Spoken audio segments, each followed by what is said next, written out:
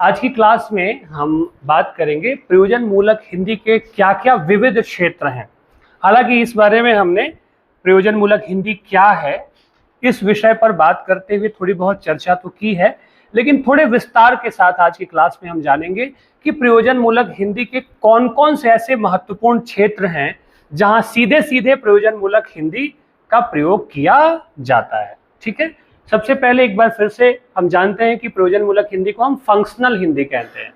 Functional Hindi से मतलब वह उस हिंदी से है जिस हिंदी का इस्तेमाल कामकाज के लिए किया जाता है। रोजमर्रा की जिंदगी में जो भी आप कामकाज करते हैं वह कामकाज की हिंदी फंक्शनल हिंदी होती है।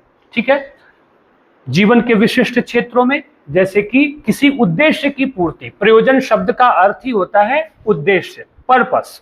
ठीक है, तो किसी उद्देश्य की पूर्ति के लिए जिसका इस्तेमाल किया जाता है, यह सामान्य बोलचाल या साहित्यिक हिंदी से इसकी भाषा अलग होती है। ठीक है, इसके बारे में हमने बातचीत कर ली है बहुत विस्तार के साथ। अब हम एक एक करके विशेष तौर पे उन क्षेत्रों की बात करेंगे जिन क्षेत्रों में ज्यादातर मात्रा में प्रयोजन मूलक हिंदी का प्रयोग किया जाता है या जिन क्षेत्रों में प्रयोजन मूलक हिंदी का ही प्रयोग किया जाता है। ठीक है, और कैसे प्रयोजन मूलक हिंदी हमारे रोजगार और हमारे जीवन से आकर के यह हिंदी जुड़ जाती है, इसी दौरान इसे भी हम समझने की कोशिश करेंगे। सबसे पहला जो है प्रमुख क्षेत्र जो है उनमें एक एक करके सबसे पहला है प्रशासनिक और कार्यालयी क्षेत्र, जिसको कि हम ऑफिशियल डोमेन कहते हैं। मैंने आपको कहा था कि जितने भी प्रशासनिक काम किए जाते हैं उन सभी तरह के प्रशासनिक कार्यों को करने के लिए जिस तरह की हिंदी भाषा का प्रयोग किया जाता है वह हिंदी भाषा प्रयोजन मूलक हिंदी होती है। उदाहरण के तौर पे आप देखें कि जो भी सरकारी और गैर सरकारी कार्यालय में आप किसी भी काम के लिए चले जाएं, आपको आवेदन लिखना हो, कोई काम कराना हो, आप बैंक में चले जाएं, आप पुलिस स्टेशन में चले जाएं, आप मुख्यमंत्री के कार्यालय में चले जाएं, आप प्रधानमंत्री कि यहाँ कोई शिकायत करनी हो या कोई मांग करनी हो, आप जहां भी जाएंगे जो भी ऑफिशियल वर्क होगा उसके कामकाज का जो तौर तरीका होगा वह तौर तरीका या तौर तरीका से मेरा मतलब उस कामकाज में प्रयुक्त होने वाली भाषा से है, वह भाषा प्रयोजन मूलक हिंदी है। ठीक है, देखें आप ये भी जानते हैं कि हिंदी हमारी राजभाषा है। राजभाषा है ना, राजभाषा और राष्ट्रभाषा में अंतर समझते हैं ना, इसके बारे में एक दिन विस्तार से बताऊंगा।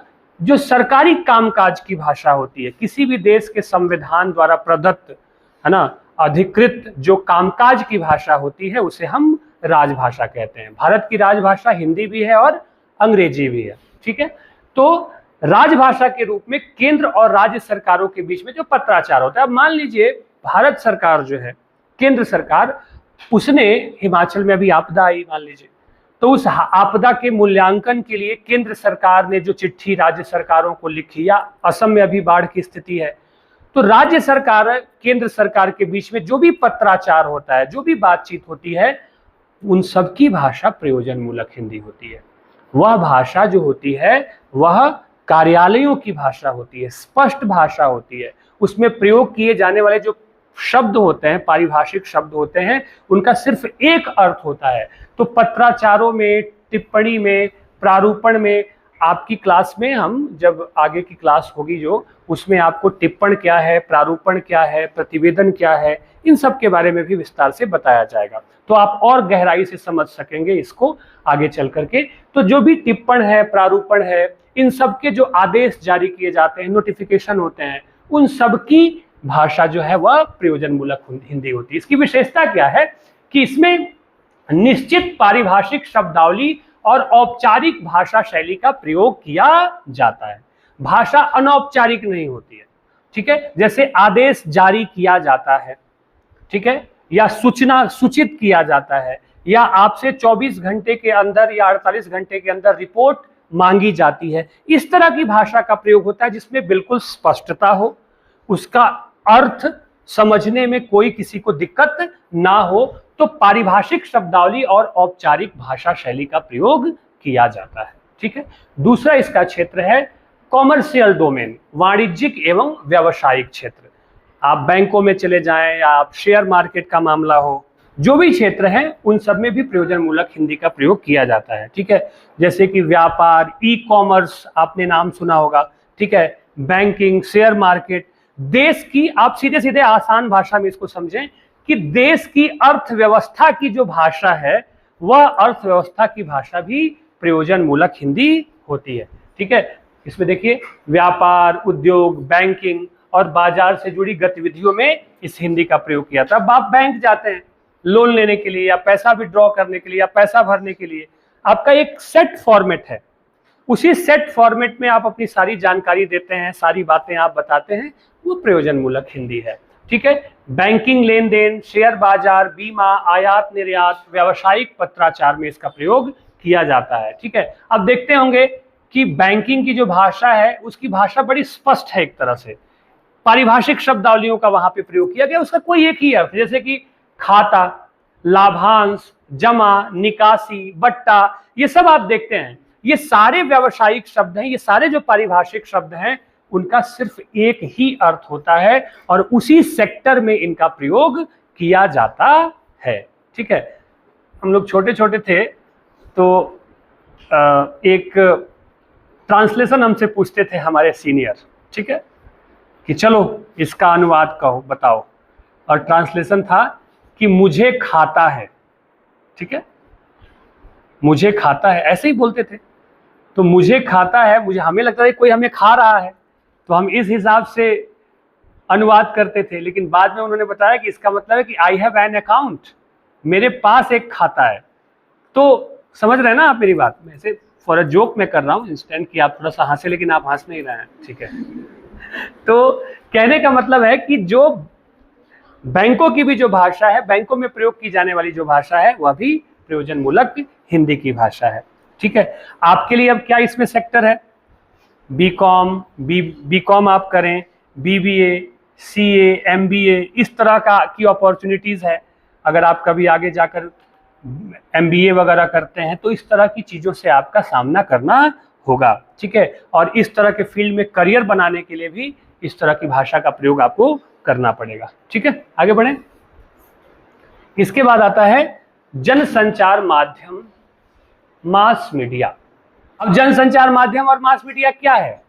जो आप टीवी पे न्यूज़ देखते हैं, जो आप अखबारों में आप न्यूज़ देखते हैं, जो सोशल मीडिया पे आप न्यूज़ देखते हैं, जो रेडियो पे आप खबरें सुनते हैं, ठीक है, ये सब कुछ जनसंचार माध्यम में प्रयुक्त होता है। या ओटीटी प्लेटफॉर्म्स हैं, ठीक है, पॉडकास्ट आजकल आप काफ़ी पॉपुलर है, कई सारे लोग बहुत अच्छे अच्छे पॉडकास्ट करते हैं, पॉडकास्ट आप सुनते हैं।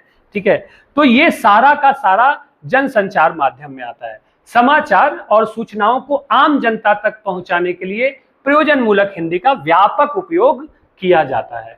ठीक है, जैसे मुद्रित माध्यम, प्रिंट मीडिया, पत्र पत्रिकाएं आ गई इसमें। ठीक है, इलेक्ट्रॉनिक माध्यम में रेडियो, टेलीविजन, इंटरनेट और सोशल मीडिया। अब यूट्यूब पे भी कई सारे समाचार प्रस्तुत करने वाले लोग हैं। ठीक है, वो यूट्यूब पे अपने स्वतंत्र चैनल के द्वारा समाचार देते हैं, आप पॉलिटिकल डिबेट करते हैं, आप बातचीत करते हैं।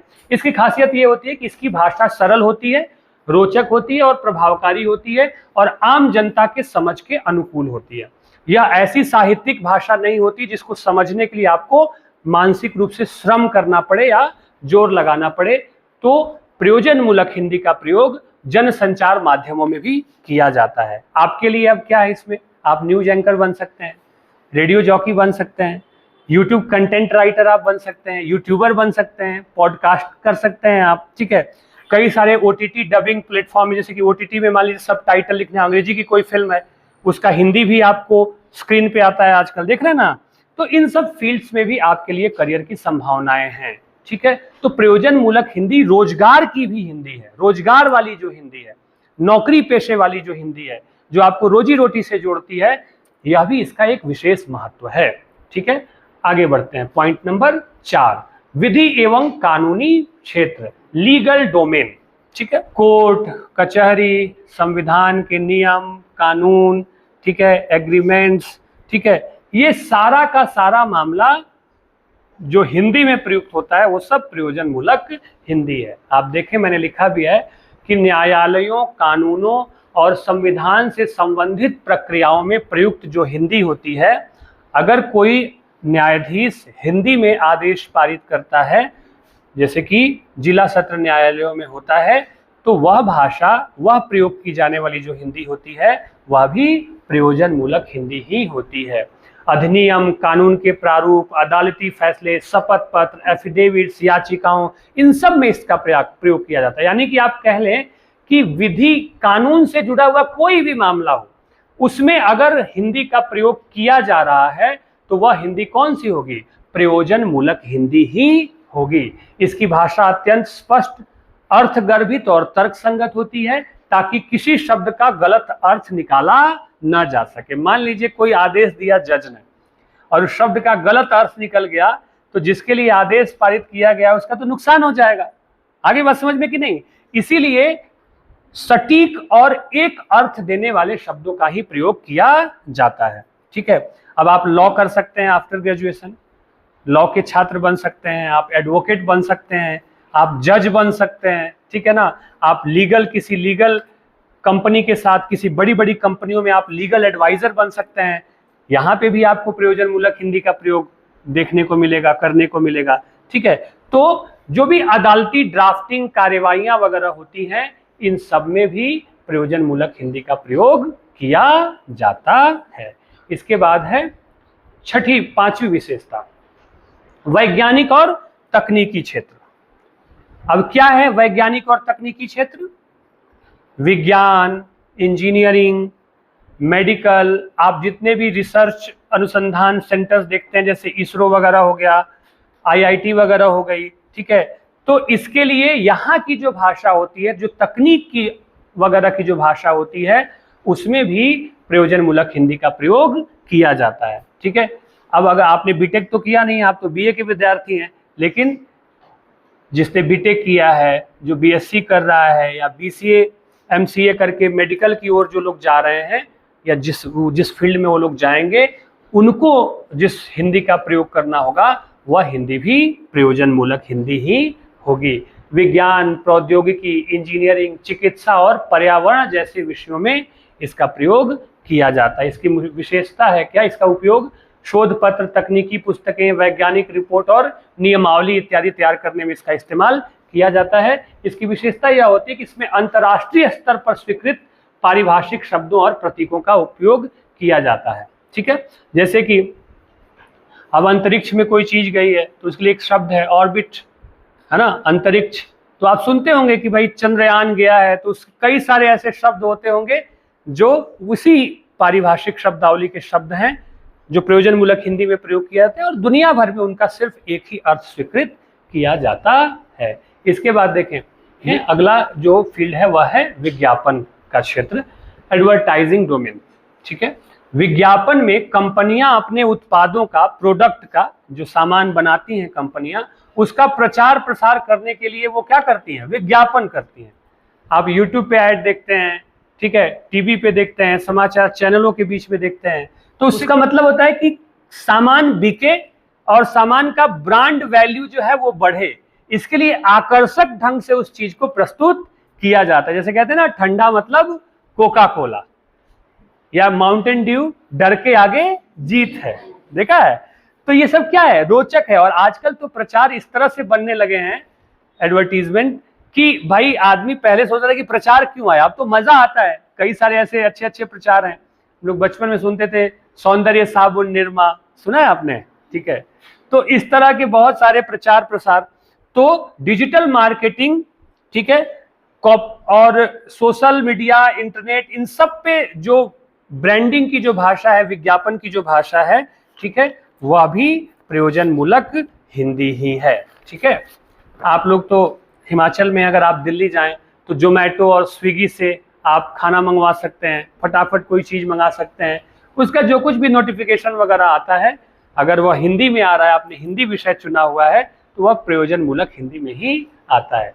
देखिए यहाँ पे लिखा है, उत्पादों और सेवाओं को उपभोक्ताओं तक पहुंचाने तथा सामाजिक संदेशों के प्रचार प्रसार के लिए जिस हिंदी का प्रयोग किया जाता है वह भी प्रयोजन मूलक हिंदी है। यानी कि विज्ञापनों की दुनिया में जो हिंदी प्रयोग की जा रही है वह प्रयोजन मूलक हिंदी है। टीवी, रेडियो, विज्ञापन, होर्डिंग्स, पोस्टर और डिजिटल मार्केटिंग इसके फील्ड हैं।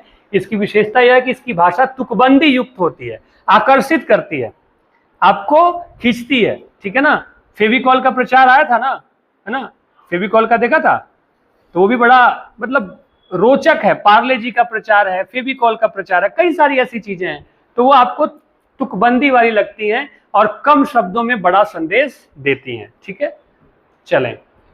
7वां फील्ड है शैक्षणिक एवं शोध का क्षेत्र, एकेडमिक रिसर्च डोमेन। अगर शोध और एकेडमिक से संबंधित कोई रिसर्च डोमेन है जहां पे आपको कोई शोध पत्र वगैरह लिखना है, ठीक है, अध्ययन अध्यापन कार्य में शोध से जुड़ा हुआ कोई मामला है, तो वहां भी जो हिंदी प्रयोग होगी वह प्रयोजन मूलक हिंदी होगी। पाठ्य पुस्तकें, संदर्भ ग्रंथ, शोध प्रबंध और व्याख्यान, ये सब, इन सभी चीजों में, इन सभी स्थितियों में भी प्रयोजन मूलक हिंदी का प्रयोग किया जाता है। इसकी विशेषता यह होती है कि यह विश्लेषणात्मक, गंभीर और तथ्य आधारित होती है। इसमें तथ्यों से छेड़छाड़ नहीं किया जा सकता है और सरल ढंग से तथ्यों को भी प्रस्तुत किया जाता है और तथ्यों का क्या विश्लेषण है उसको भी सरल ढंग से बताने की कोशिश की जाती है। निष्कर्ष के तौर पे हम कह सकते हैं कि प्रयोजन मूलक हिंदी आधुनिक समाज की व्यावहारिक आवश्यकताओं को पूरा करती है और हिंदी को केवल साहित्य की भाषा न रखकर रोजगार तथा ज्ञान विज्ञान की भाषा बनाने में भी महत्वपूर्ण भूमिका निभाती है। अब आपने देखा ना कि कितने सारे क्षेत्रों में इसका प्रयोग हो रहा है। अब आप विज्ञापन राइटिंग कर सकते हैं, आप अगर आकर्षक चुटीला विज्ञापन लिखते हैं तो आप विज्ञापन लेखक हो सकते हैं। आप OTT प्लेटफॉर्म्स पे, है ना, अगर आप अनुवाद करते हैं वह भी इसी फील्ड के अंतर्गत आएगा। आप कल को न्यूज एंकर बनना चाहते हैं, पत्रकार बनना चाहते हैं, ठीक है, आप कानून के फील्ड में जाना चाहते हैं, आप बैंकिंग के फील्ड में जाना चाहते हैं, आप SSC जैसे कॉम्पिटिटिव एग्जाम्स की तैयारी करते हैं, तो जाने के बाद आप जिस पद पे काम करते हैं वो कामकाज की सारी भाषा क्या होती है, वो सारी की सारी भाषा प्रयोजन मूलक हिंदी ही होती है। तो यह रोजगार और कामकाज की भी भाषा है। मैं इसलिए आपको क्लास में अक्सर कहता हूं कि एक विद्यार्थी के लिए यह बहुत जरूरी है कि उसकी भाषा बहुत अच्छी हो, वह बहुत अच्छा लिखना बोलना सीख जाए और अपनी समझ को आसान से आसान ढंग से और बेहतर भाषा में प्रस्तुत कर सके। इसके लिए क्या जरूरी है? इसके लिए जरूरी है किताबें पढ़ना, लिखने की आदत डालना और अपने लिखे हुए पे बार बार विचार करना, उस पे सोचना, उस पे समझना, उसमें परिवर्तन करना। आप धीरे धीरे फिर बहुत अच्छे ढंग से चीज़ों को लिखना और प्रस्तुत करना सीख जाएंगे। आई बात समझ में? तो इसीलिए किताबें पढ़ें, अपने ढंग से विषय को पढ़कर समझकर उसको लिखने का प्रयास करें। थोड़ा खराब ही लिखेंगे, ज़्यादा से ज़्यादा क्या होगा? अब किताब में जो बात लिखी गई है उसको हूबहू आप उतार देंगे तो कोई बहादुरी नहीं है, आपने उसमें कुछ नहीं किया। लेकिन किताब में जो बात लिखी गई है उसको आपने पढ़ा, समझा, शिक्षक के साथ संवाद किया और उस पढ़े गए को अगर आप अपने ढंग से लिखना सीख जाते हैं तो यहीं से भाषा बेहतर आपकी हो सकती है। इसका भी सिलसिला आरंभ होता है और आप किसी विषय पे बहुत स्वतंत्र और मौलिक ढंग से सोच सकते हैं। ये सिलसिला भी आपके जीवन में आता है। इसीलिए निरंतर पढ़ना, लिखना और उस पर विचार करते रहना। इसका सबसे अच्छा तरीका है कि आप डायरी लिखने की आदत डाल सकते हैं कि अगर आपको अपनी भाषा, अपनी स्मरण शक्ति और अपनी मेधा और सोचने की शक्ति, ये 3-4 चीजें अगर आपको बेहतर करनी है तो एक बहुत अच्छा तरीका है कि आप डायरी लिखने की आदत डाल सकते हैं। अगर आप डायरी लिखते हैं रोज रात को तो सुबह से लेकर रात सोने तक जो कुछ भी घटनाक्रम आपके जीवन में हुआ, वो रोचक था, अच्छा था, बुरा था, कैसा था, उसको अगर आप लिखते हैं तो आपका दिमाग रिकॉल करता है कि सुबह से लेकर रात तक आपने क्या किया और फिर से आपकी स्मरण शक्ति उससे बढ़ने लगती है। दूसरा कि चीजों को सिलसिलेवार ढंग से लिखना और सजाना आपको आना शुरू हो जाता है। तीसरी महत्वपूर्ण बात क्या होती है कि मौलिक ढंग से किसी स्थिति के बारे में आप लिखना और सोचना शुरू कर देते हैं। तो ये 2-3-4 बड़ी जरूरी बातें हैं जो BA प्रथम वर्ष, द्वितीय वर्ष या तृतीय वर्ष के विद्यार्थियों को करना चाहिए। उससे उनकी भाषा बेहतर होगी और भाषा बेहतर होने का मतलब है कि आपका व्यक्तित्व निखर करके सामने आएगा। ठीक है, इतनी सी बात नहीं कहूँगा, एक बात और है। आप सबका बहुत बहुत धन्यवाद। ठीक है, तो हम लोग अब फिर मिलेंगे